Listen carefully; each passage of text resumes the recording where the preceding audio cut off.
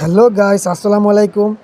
তো আপনারা যারা ফেসবুক পেজ অথবা ফেসবুক প্রোফাইল নিয়ে কাজ করছেন, ঠিক আছে, প্রতিনিয়ত যদি আপনাদের ফেসবুকের রিচটা যদি আপনাদের ডাউন হয়ে যায় অথবা আপনাদের পেজ যদি গ্রো না হয়, প্রতিনিয়ত যদি আপনাদের পেজটা ডাউনের দিকে নামতে থাকে, তাহলে অবশ্যই আপনারা একটা জিনিস চেক করে নেবেন যে কেন আপনাদের এই রিচটা ডাউন হচ্ছে।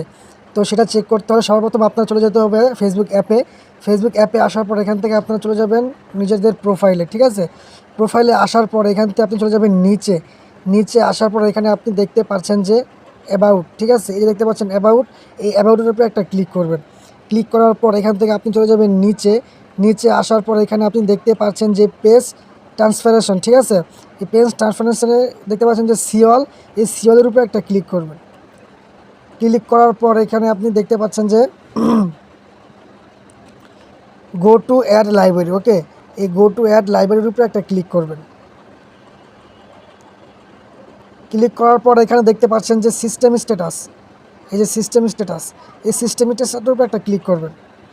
ক্লিক করার পর এখানে যদি আপনি দেখেন যে আপনাদের প্রত্যেকটা টিকচিহ্ন সবুজ, তাহলে বুঝবেন যে আপনাদের পেজের কোনো সমস্যা নেই।